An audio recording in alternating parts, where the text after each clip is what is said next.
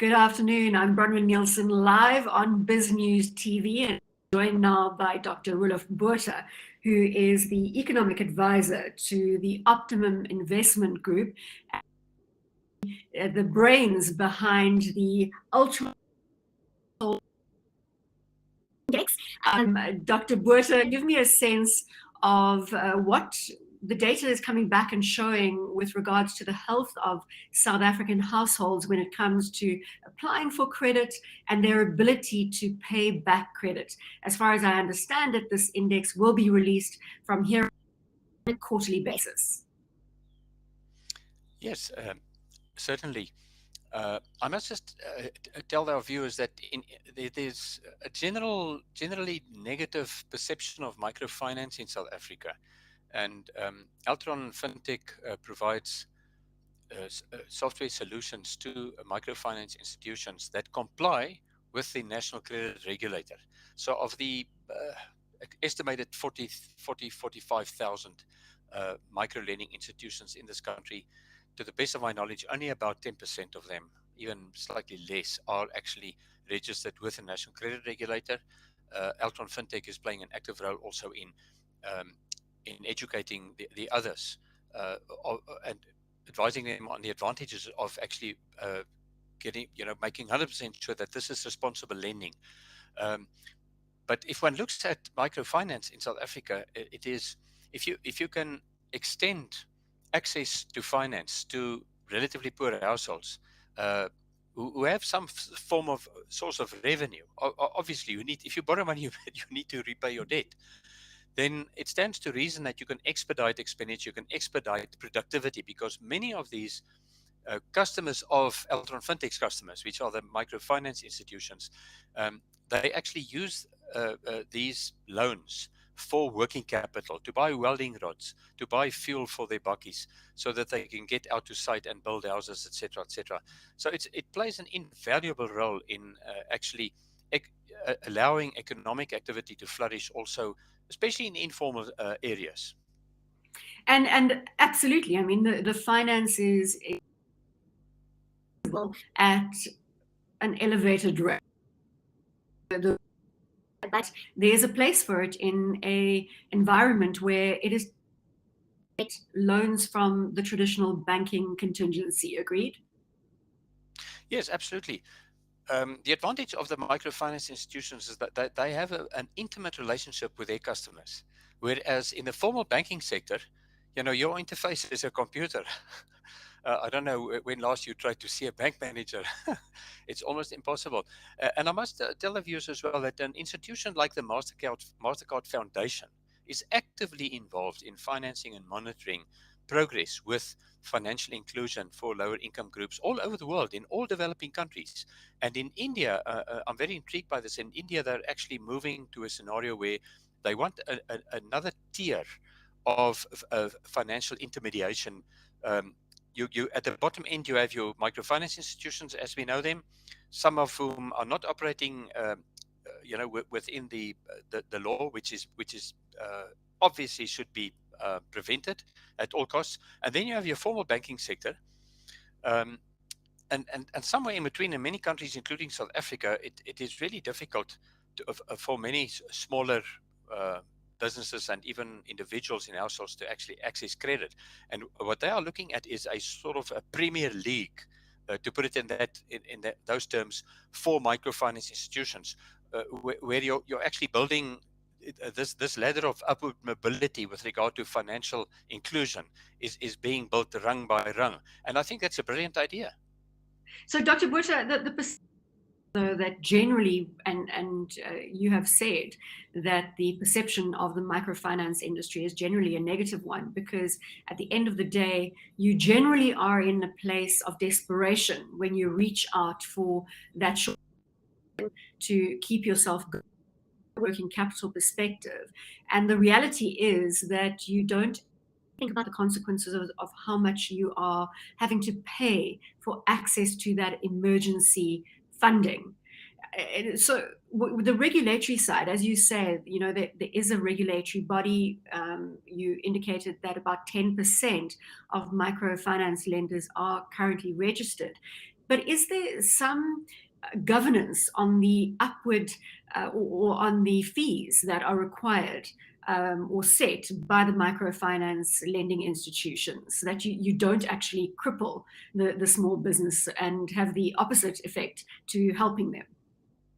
No, absolutely. And I must just say that I was commissioned to assist Altron Fintech in establishing a benchmark index whereby for their own planning and strategic planning, whereby we have an idea of what is the financial resilience, what is the ability of households, your median household in South Africa, to actually incur and service debt. Bearing in mind that, of course, a definition of a statistician is somebody that will tell you if your feet are in the oven and your head is in the freezer. On average, you are quite comfortable, which is something which we should not try.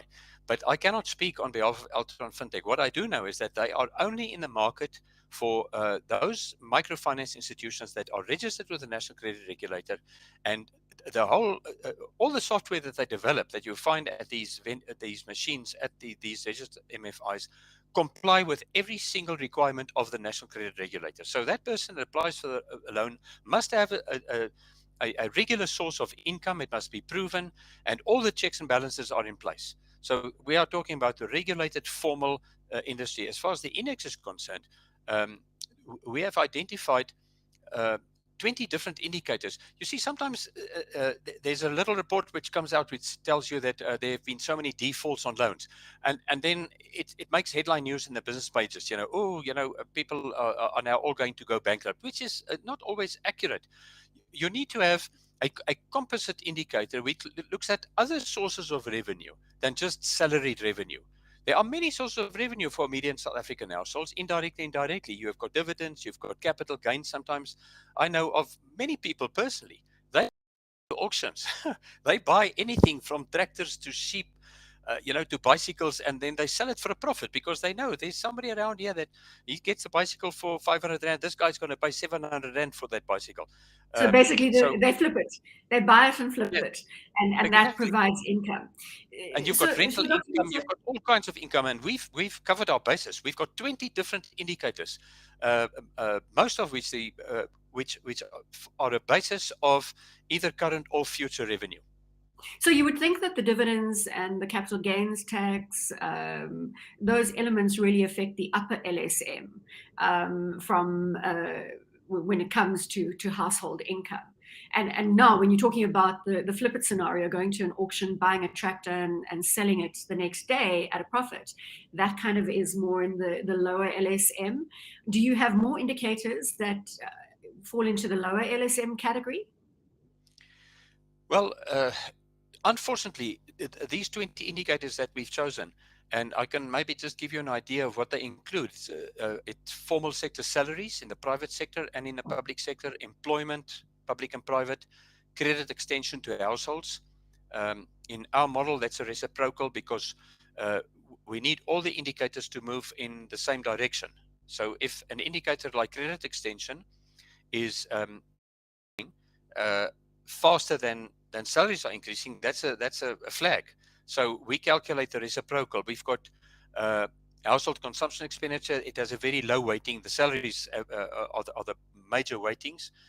We also have long-term insurance surrenders. We've seen that skyrocket, obviously, in COVID. It's a huge source of revenue.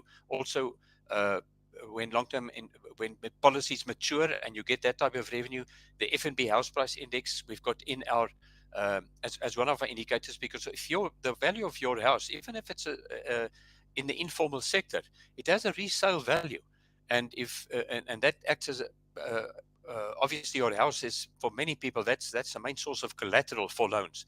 So we've really covered our bases here, but we cannot distinguish between rich and poor people with these indicators. It's impossible. For a couple of them, we are able to look at LSM details, but otherwise, what we try to do with the index is it's a general index, so it tells you a story of the average household in South Africa. So what is the story around the average household in South Africa? now, given the COVID-19 pandemic and all of the constraints that came from the pandemic's perspective, a business continuity being affected across the board. Where are we from a health perspective as South African households in terms of the brought to the fore? Well, the good news is that we've calculated this. We had to choose a base period with a composite index like this. Our base period is the first quarter of 2014. It's sort of it's a couple of years after the 2008 recession. I don't know if you remember that. You're I too do young. remember well. No, absolutely, I do remember well. At the time, a friend of mine told me, Roelof, a recession is worse than a divorce because you also lose half your fortune, but you're still married, which I find rather cynical myself. But and it's obviously long before the COVID. It was a period, first quarter 2014, when Jill Marcus was governor of the Reserve Bank, and we had a real interest rate, real prime rate of 3% on average. In other words, the prime overdraft rate minus the CPI. And we saw, because we chose first quarter 2014, we've got all the data for these indicators. We can see what happened. It went, it improved quite nicely until she retired, and then the new Monetary Policy Committee, who were appointed by the previous president, they decided to double, in other words, to increase by 100% the real prime rate. It went to 6%, and the economy suffered. We can see in our index that the resilience continued to improve, but the slope started flattening. And then when it became evident that we have state capture in South Africa, that when the lights started going out, and we realized that the public sector at large has become rather incompetent, the line went horizontal. And then COVID came and it dipped. And it's actually the trend for our index does follow roughly, if you smooth the leading business cycle indicator, it follows the same trend. The good news is that it has fully recovered and it is showing marginal growth. So is that indicating? Well, financial health perspective, but we're better off than we were before, obviously, COVID and the sort of overflow effect of state capture and the mismanagement of our public corporations, which we saw during the Zupta era, as I like to call it. We are marginally better off, and it provides a nice platform for us now in future. I would strongly recommend, and you mentioned this in the beginning of our interview, that government seriously gives some attention to the possibility of subsidization of the formal microfinance environment to obviously to soften that debt repayment burden on poorer households. But in a nutshell, the upshot of the first quarter of 2021, that we've got all the data for that quarter, is that the average household in South Africa enjoyed a more advantageous disposition towards incurring and managing debt than before the pandemic. And I've got no doubt whatsoever that the long-term upward trend in the index will start moving up, probably from the second quarter onwards. If we look at salaries, if we look at the retail trade sales, if we look at key sectors of the economy, all the primary sectors, agriculture, mining expanded by 17% on the basis of preliminary data in the second quarter. This is on a quarter-on-quarter basis. So if government can get cracking with its infrastructure program and with prioritizing job creation above anything else, then I think we may be happy down the line. Well, those are big ifs, because we know that government has been speaking about job creation for many, many moons. So what is the scenario on the downside? What could derail the upward momentum when it comes to the general well-being of the South African household from a financial perspective? Well, I must be quite honest. on a policy level, if the Reserve Bank were to raise interest rates again, at a time when we desperately need capital formation, which in the old days called gross domestic fixed investment, which is nothing investment and new productive capacity. If they raise interest rates again, that will not be good for us. If government can continue to expand the new style of policy, which is unfolding, closer partnership, closer cooperation with the private sector. Recently, President Ramaphosa and Minister Ibrahim Patel brokered a deal with a major motor manufacturer in Pretoria, which led to an investment of 17 billion, that's with a B, 17 billion rand in new productive capacity. This is the new style. Our president realizes that government cannot create meaningful jobs that add value to the economy. The private sector can do that. So removing the obstacles to growth is paramount. And I'm so encouraged by our new finance minister, Mr. Godongwana, who has said publicly that less talk and more action. So I'm really encouraged. Obviously, COVID is still hanging above our heads. You know, it's so irritating because the hospitality sector hasn't come to the party yet. So if And people we can could just see, I mean, vaccinate, Dr. Botha, many are saying that we're going to see a stop-start economy for some time to come, where, you know, COVID will be with us for the foreseeable future. And we will run ahead. I mean, as you look at the scenario unfolding in New Zealand now, where they've gone into a lockdown and the cycle starts again.